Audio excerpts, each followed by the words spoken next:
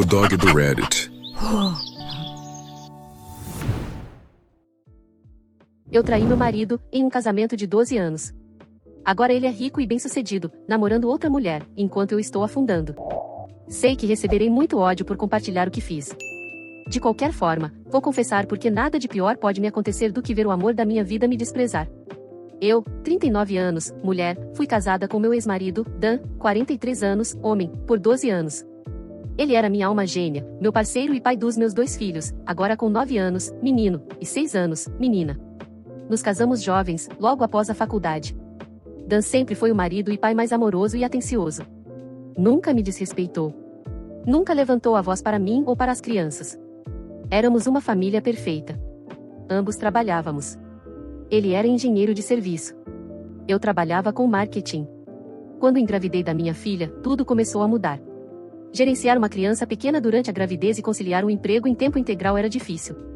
Eu estava exausta o tempo todo. Para piorar, Dan cofundou uma startup com um amigo, além do seu trabalho em tempo integral. Isso significa que ele mal podia contribuir com as tarefas domésticas ou com os cuidados das crianças. Então, eu pedi demissão. Decidimos que eu cuidaria da casa e das crianças e ele administraria as finanças. Foi um alívio enorme. Eu pude ficar em casa com meus bebês e levar uma vida lenta e tranquila. Eu dizia a mim mesma que tinha sorte de ter essa liberdade. De não ter que me preocupar com contas. De não ter que me matar de trabalhar. Logo, a paz se transformou em insegurança e comecei a me sentir inútil. Comecei a me sentir sozinha no meu casamento. Dan estava trabalhando mais do que nunca naquela época. Ele passava as noites construindo sua startup. Ele chegava em casa depois do jantar, beijava as crianças de boa noite, pegava o laptop e começava a trabalhar novamente.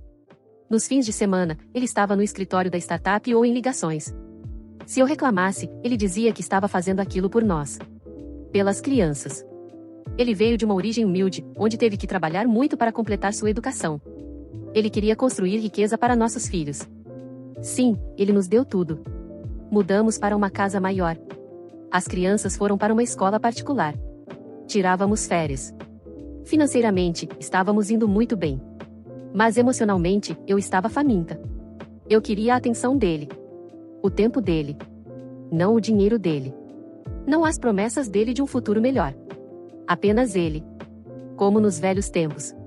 De quando ficávamos no sofá o fim de semana inteiro e não fazíamos nada. Apenas conversávamos, assistíamos a filmes e pedíamos pizza. Ele prometeu que teríamos nossa vida anterior de volta assim que o negócio dele crescesse e ele deixasse o emprego. No entanto, isso parecia ser um sonho distante para mim. Eu queria essa vida hoje. Eu estava ficando impaciente e solitária. Toda vez que eu tentava conversar sobre isso, virava uma discussão. Ele dizia, você não quer uma vida melhor para as crianças? E, eu estou bem aqui, não estou? Ele tentava. Sempre que estava comigo, tentava estar verdadeiramente presente. Ouvindo atentamente. Me amava incondicionalmente. Mas o tempo com ele era limitado. Comecei a me sentir invisível. Um ano se passou assim e um dia, eu estava tomando café perto do parque onde eu costumava caminhar. Um rapaz na casa dos 20 e poucos anos se aproximou de mim e perguntou se eu nunca me cansava de pedir o mesmo café todos os dias. Ele era Eric, um estudante de doutorado em uma universidade próxima. Ele era um frequentador assíduo do café, trabalhando em seu projeto. Ele me notou e percebeu que eu estava lá quase todos os dias, sentada perto da janela, tomando meu latte. Começamos a conversar durante o café. Logo, se tornou um ritual tomar café com ele. Eu não informei Dan sobre isso, pensando que não era grande coisa. No fundo, eu sabia por que não o fiz. Eu ansiava por encontrá-lo, comecei a me vestir melhor. Ele me elogiava, me ouvia, me dava a atenção que eu estava desejando ultimamente. Ele se lembrava de cada pequena coisa que eu dizia. Eu me sentia vista como um indivíduo, não como a esposa ou mãe de alguém. Cerca de um mês depois, ele me convidou para o apartamento dele, para ajudá-lo a provar uma nova receita de massa. Eu dei risada, mas fui mesmo assim. Ele morava em um kitchen minúsculo, apertado com coisas, com música jazz tocando, e juro, me senti com 20 anos novamente. Comemos, rimos e bebemos vinho. E quando me virei para pousar meu copo, ele me beijou. No momento em que aconteceu, a culpa me inundou, intensa e imediata. Eu me afastei e disse, não posso, sou casada. Ele assentiu, eu sei, me desculpe. Mas eu nem sequer fui embora imediatamente. Meu maior erro. Sentamos em silêncio por alguns minutos, ambos fingindo olhar para o chão, e então eu disse a coisa mais estúpida que já disse na minha vida, não é como se meu marido fosse sequer notar. E esse foi o começo do fim. Eu traí meu marido. Continuei a encontrá-lo, prometendo a mim mesma que seria a última vez. Eu estava cheia de culpa toda vez que acontecia, até disse a ele que não nos encontraríamos mais. Em poucos dias, o desejo voltava e eu me encontrava na casa dele. Eventualmente, me convenci de que merecia esse pequeno momento de felicidade. Se eu não estava conseguindo algo no meu casamento, era permitido buscar fora. Não é que eu não estivesse fazendo sexo com meu marido. Eu queria atenção e tempo, que Eric estava me dando. E em troca, ele me queria. Pensei que era um acordo justo. Por meses, levei uma vida dupla. Em casa, eu fazia o papel de esposa perfeita, preparava o jantar, fazia as marmitas, fazia tudo pela minha família. Dan chegava em casa tarde, exausto, me beijava e agradecia por eu estar segurando a barra. Eu parei de brigar com ele. Ele estava grato por eu finalmente o entender. Fiquei excessivamente confiante, comecei a chamar Eric para casa porque o lugar dele era bagunçado. Depois de deixar meu filho na escola e colocar minha filha para cochilar, eu passava uma hora com Eric, preenchendo o vazio do meu casamento. Estava divertido até uma tarde, enquanto eu estava explorando com Eric. Ouvi passos se aproximando pela porta dos fundos. Antes que eu ou Eric pudéssemos reagir, vi Dan parado, congelado no corredor. Eric estava em cima de mim. Eu o empurrei, vesti um roupão e corri para Dan, mas ele começou a sair sem dizer uma palavra. Corri atrás dele, descalça com o roupão semiaberto. Ele nem olhou para mim, entrou no carro e foi embora. Liguei para ele o dia todo e ia direto para a caixa postal. Eu nem notei quando Eric saiu de casa. Eu nem me dei ao trabalho de contatá-lo. Meu casamento estava em colapso. Meu marido se tornou minha prioridade. Ele não voltou para casa naquela noite. Liguei para o sócio dele. Ele disse que Dan estava dormindo no escritório da startup. Mandei centenas de mensagens, implorando para conversar comigo. Não ouvi nada dele. Pensei que ele esfriaria a cabeça, pensando que ele estava apenas com raiva e que depois de 1 ou 2 dias sentiria minha falta. Ele não sentiu. 2 dias depois, ele veio para casa. Corri até ele, tentei abraçá-lo, mas ele passou por mim, indo direto para os quartos das crianças. Conversou com elas como se tudo estivesse normal. Meu coração se partiu com a delicadeza dele. Como pude traí-lo? Eu estava morrendo de culpa, desejando poder desfazer tudo. Quando ele veio para o nosso quarto, fechei a porta, chorei e implorei por perdão, tentando todas as formas possíveis de justificar minha ação. Eu sabia que o que fiz era cruel. Eu estava pronta para fazer tudo para consertar, mas ele não estava ouvindo. O silêncio dele estava me matando. Eu queria que ele gritasse e esbravejasse, mas ele não demonstrou emoção alguma. Ele apenas olhou para mim com olhos frios e disse: "Eu já falei com meu advogado. Você receberá os papéis em breve." Eu surtei. Eu não queria o divórcio. Implorei para ele mudar de ideia. Que tudo aquilo não significou nada para mim e que eu merecia uma chance. Ele não disse uma palavra, apenas colocou o essencial em uma mala. Tentei de tudo para impedi-lo. Ele não o fez. Ao sair, ele apenas disse: "Você pode ficar nesta casa até que as crianças saiam. Teremos guarda compartilhada." É isso. Ele já havia planejado tudo. Pediu para eu levar nosso filho ao terapeuta, onde daríamos a notícia a ele. Eu resisti, implorando para ele mudar de ideia, mas ele não cedeu. Disse que se eu não fosse, ele o levaria sozinho.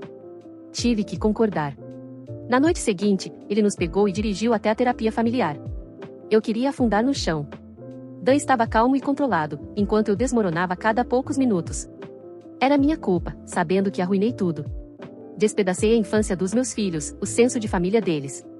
Ele disse ao nosso filho que a mamãe e o papai amavam muito os dois, mas que precisávamos de um pouco de espaço agora. Que ainda seríamos uma família, apenas não na mesma casa. Nosso menino chorou, dizendo que queria que nós dois morássemos juntos como uma família. Ele tinha apenas 5 anos naquela época. Ainda perguntou se ainda éramos casados. Sem hesitar, Dan respondeu: "Não mais, amigão. Apesar de tudo que acontecer entre nós, adultos, você e sua irmã serão nossa prioridade. Amaremos vocês e seremos seus pais antes de qualquer outra coisa." O terapeuta levou o menino para uma conversa particular. Segurei a mão de Dan e implorei pela última vez para ele reconsiderar a decisão. Pela primeira vez em todos esses dias, vi emoções em seu rosto. Com os olhos marejados, ele disse: "Por favor, não torne isso mais difícil do que já é." Eu queria abraçá-lo e acertar as coisas. As palavras dele me deram esperança de que ele me perdoaria. Fiquei pensando que ele mudaria de ideia. Que assim que a raiva passasse, ele voltaria para mim. Ele não voltou. Ele seguiu em frente. Quando os papéis oficiais chegaram do advogado dele, senti como se o mundo tivesse parado. Liguei para ele em pânico. Ele não atendeu. Mandei mensagem: por favor, podemos conversar? Por favor, não faça isso. Por favor, volte para casa. Nada. Apenas silêncio. Ele apareceu 2 dias depois para buscar as crianças, e eu tentei novamente. Bloqueei a porta como uma idiota e implorei para ele conversar. Chorei que cometi um erro, mas ele não podia simplesmente jogar 12 anos fora. Eu farei qualquer coisa para consertar isso. O silêncio dele me assustou mais do que se ele tivesse gritado. Eu disse: você está se divorciando de mim por vingança. Segurei os braços dele e pedi para ele olhar para mim. Ele disse: não consigo olhar para você sem me lembrar daquele momento. Essa frase me quebrou.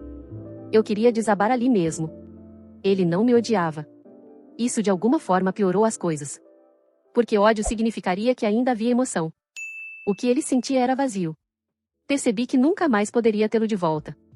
Eu desisti. Assinei todos os papéis que ele me pediu. Os meses seguintes foram tortura. A casa parecia assombrada. Cada canto me lembrava dele. Logo amigos e familiares ficaram sabendo do divórcio, e não esconderam o motivo, piorando as coisas. Ninguém disse nada na minha cara, mas eu sabia que as pessoas estavam falando pelas minhas costas, me chamando de estúpida por trocar meu casamento e segurança por algo tão bobo. Não fui mais convidada para as festas sofisticadas que os amigos e colegas dele ofereciam. As únicas pessoas que permaneceram cordiais comigo foram os pais dele, e isso também pelo bem dos netos. Eles insistiram que Dan continuasse com seus deveres paternos apesar do nosso divórcio. E ele continuou. Ele visitava 2 ou 3 vezes por semana, levava as crianças para passeios ou sorvete. Ele estava sempre alegre com eles e educado comigo, mas nunca me olhava nos olhos por mais de um segundo. Nossas mensagens eram frias e logísticas. Que horas é a busca? Pode mandar a mochila do nosso filho? A bebê está com febre. Toda vez que meu telefone bipava com o nome dele, meu coração disparava, esperando por algo mais. Liguei para ele uma vez só para ouvir a voz dele. Ele atendeu. Qual é o problema? As crianças estão bem? Eu disse suavemente: eles estão bem. Eu só sinto sua falta. Ele não disse nada, apenas desligou. O silêncio dele era doloroso, mais do que gritos seriam. Na reunião de mediação, Dan estava composto, enquanto eu ficava mexendo no meu anel, com lágrimas ameaçando cair a cada segundo. Quando o mediador perguntou sobre bens e guarda, ele falou primeiro com convicção. Ela ficará com a casa até que o mais novo se mude. Eu cuidarei das despesas. Teremos guarda 50-50. O mediador me perguntou: você concorda? Eu tive que concordar. O advogado disse que poderíamos lutar por pensão alimentícia e pelo menos pela casa por segurança, já que larguei meu emprego para cuidar de todos. Eu sabia que teria perdido. Dan e seu advogado eram espertos. Ele teria reunido evidências suficientes para me destruir se eu seguisse por esse caminho. Então eu concordei. Recebi 3 meses de pensão alimentícia e a casa por uma década, o que significa que eu tinha 3 meses para colocar minha vida em ordem e 10 anos para construir minha segurança. Naquela noite, depois que as crianças foram para a cama, tirei minha aliança de casamento. Ela deixou uma marca pálida no meu dedo, como uma cicatriz, mas eu ainda tinha esperança. Tentei iniciar conversas leves, mas ele nunca me deu abertura. Como vai o trabalho? Ocupado. Você está se alimentando bem? Sim. Era isso. Nenhuma raiva, apenas indiferença calma. As crianças o adoravam. Ele tornava cada momento especial para elas. Idas ao parque, noites de pizza, caminhadas de fim de semana. Eu observava da janela quando ele as deixava, então ele olhava brevemente para mim, acenava uma vez e ia embora. Isso me matava. Aquele tom perfeito e civilizado que dizia: você não tem mais o direito de tocar em nenhuma parte da minha vida. Pelo menos se ele tivesse gritado, eu poderia ter correspondido com culpa. Já se passaram 3 anos desde então, e não há um único dia em que eu não acorde desejando poder desfazer tudo. Consegui um emprego de meio período como executiva de back-office, tentando me manter ocupada. Minha vida estava vazia. Eric nunca ligou depois daquele dia.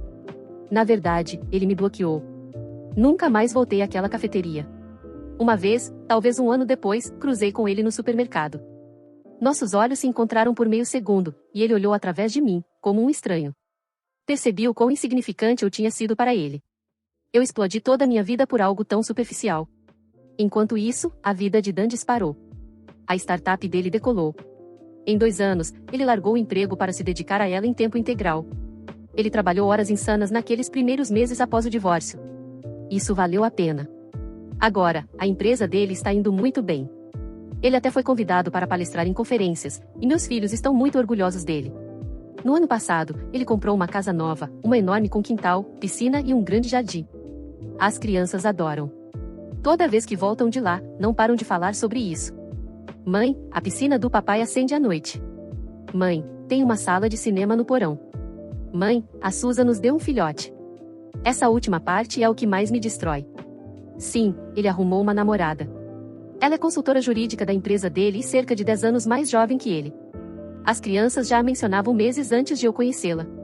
No começo, eu disse a mim mesma para não superestimar isso. Quer dizer, claro que ele namoraria de novo um dia. Ele é bonito, bem-sucedido, estável e sempre teve essa energia calma e confiável que as mulheres notam. Mesmo assim, ouvir o nome dela sair da boca dos meus filhos embrulhava meu estômago toda vez. Papai e Susan nos levaram ao aquário. Papai fez panquecas com Susan esta manhã. Mãe, a Susan diz que eu tenho seus olhos. Eu apenas sorria e assentia, fingindo que não doía. O golpe final veio quando eu realmente os vi juntos.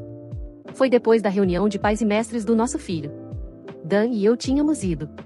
A reunião correu, saímos juntos, conversando sobre a programação para as próximas férias escolares. Eu estava até me sentindo bem. Então, de repente, o rosto dele se iluminou com um sorriso lindo.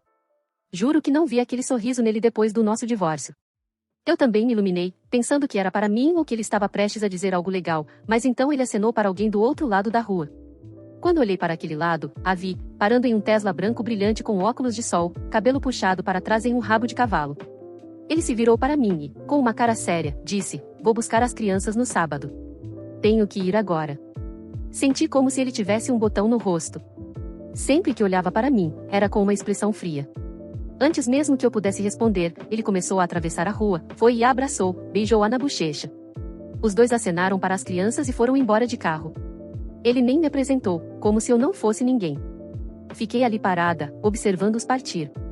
Tudo o que eu conseguia pensar era: eles costumavam ser eu. O jeito que ele olhou para ela com deleite e orgulho. Quando cheguei em casa, senti uma onda de dor que veio do nada e de todos os lugares. Chorei até não conseguir respirar. É tão difícil perceber que nenhuma quantidade de lágrimas, culpa ou orações pode fazer o tempo voltar. Eu troquei algo sagrado por algo tão trivial, e agora sou eu quem está de fora da vida que construí, vendo dar a outra pessoa o amor que um dia foi meu. Atualização 1. Esta não é uma atualização, mas um vislumbre de como o resto da minha vida será. Cada evento familiar se transformou em uma tortura lenta. Depois daquela reunião de pais e mestres, o próximo foi o recital de dança da minha filha. Quando cheguei, vi os dois já sentados na frente, rindo e sussurrando. Quando ele olhou para trás e me viu, apenas acenou com um sorriso superficial. Quando as crianças subiram ao palco, os dois pularam, aplaudindo e torcendo como os pais mais orgulhosos do mundo. Fiquei algumas fileiras atrás, sozinha, gravando no meu celular. Depois que terminou, eu estava esperando na saída para buscar minha filha. Eles chegaram, de mãos dadas. Desta vez, ele a apresentou como Susan, minha namorada, com orgulho e confiança. E sobre mim, ele disse: Laura, a mãe dos meus filhos. Era só isso que eu era para ele, nem mesmo ex-esposa. Nós duas sorrimos uma para a outra. Foi constrangedor. Felizmente, em minutos, minha filha saiu e correu para abraçar o pai. Depois, ela também abraçou Susan e gritou: "Você veio?" Ela sorriu e disse: "Claro, querida, nós não perderíamos." Tive que me virar por um segundo para não desmoronar na frente de todos. Na semana passada, no feriado, os pais dele me convidaram como de costume. Sim, eles ainda me incluem em eventos familiares. São pessoas doces e talvez queiram me manter incluída pelo bem das crianças. Mesmo depois do divórcio, eu apareço por um tempo sempre que eles convidam. Este ano, eu não queria ir, antecipando o encontro com eles, mas pensei em quanto tempo eu iria evitar. Terei que encarar isso mais cedo ou mais tarde. E talvez vê-los juntos me desse um empurrão para seguir em frente com a minha vida. Quando cheguei lá, Susan já estava na cozinha ajudando a mãe dele. Ela estava usando o meu avental antigo, que eu usava em todos os feriados, por 12 anos. A mãe de Dan estava radiante. Ela é uma grande ajuda. Você não acreditaria no quão organizada ela é. Eu sorri, disse que ela estava ótima e fui arrumar a mesa, mas minhas mãos tremiam tanto que deixei um garfo cair. Durante o jantar, todos estavam rindo, conversando. Susan se encaixou perfeitamente, contando piadas, completando as taças de vinho de todos, inclinando a cabeça no ombro de Dan quando ele dizia algo engraçado. O pai dele até fez um brinde a novos começos. Eu me desculpei na metade da sobremesa, saí e chorei atrás da garagem como uma adolescente. Eles parecem tão felizes juntos. Ele ainda é educado comigo, como sempre, mas há uma distância. Ele fez as pazes com tudo e seguiu em frente, enquanto eu ainda estou presa nisso. Posso dizer que ele está apaixonado de novo. Posso ver nas pequenas coisas. O jeito que ele fala sobre ela sem nem perceber. A calma no rosto dele quando ela está por perto. Isso me mata porque eu já tive isso. Eu tento ficar feliz por ele. Eu realmente tento. Ele merece amor. Às vezes me pergunto se eu tivesse dito a ele o quão solitária eu estava, em vez de buscar conforto em outra pessoa. Se eu tivesse ido à terapia, se tivesse sido paciente, talvez ainda estivéssemos juntos. Agora ele tem uma casa nova, uma mulher nova, uma vida nova inteira, e eu estou aqui, encolhida na minha culpa. Tenho que trabalhar duro para pagar minhas contas e economizar para o meu futuro, sabendo que em alguns anos eu ficaria desabrigada. Eu nem sequer tenho confiança para sair em um encontro mais. Eu me sinto péssima, como se estivesse traindo novamente. Eu ainda o amo. Meu Deus, eu ainda o amo tanto que dói. Mas ele não olha mais para mim desse jeito. Ele olha para ela, e esse é o meu castigo, vê-lo amar outra pessoa da maneira que ele costumava me amar. Comentários sobre o relato. Dan não está punindo você por viver uma vida melhor com alguém mais saudável e mais estável. Ele está fazendo o que as pessoas fazem quando são feridas. Ele colocou sua energia em alguém que não o traiu. Se você quiser se curar disso, você tem que parar de se enquadrar como alguém que cometeu um erro, e reconhecer que você destruiu sua família com uma série de escolhas que você continuou a fazer, até ser pega. Não há como avançar até que você assuma isso totalmente. Encare, você estragou tudo. Mas ainda dá tempo de você recomeçar, sua vida não acabou. Claro. Contanto que o seu arrependimento seja sincero e se esforce para se tornar uma pessoa melhor, você poderá ter uma família.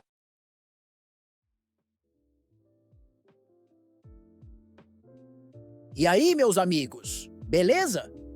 O que vocês acharam desse relato? Me digam nos comentários. E se possível, deixem o like, hypem o vídeo e se inscrevam no canal. Valeu demais! Abraços! Espero que tenham curtido o vídeo de hoje. Um agradecimento especial aos membros do canal pelo suporte. Todos vocês ajudam demais. Considere você também se tornar um membro e se juntar à matilha.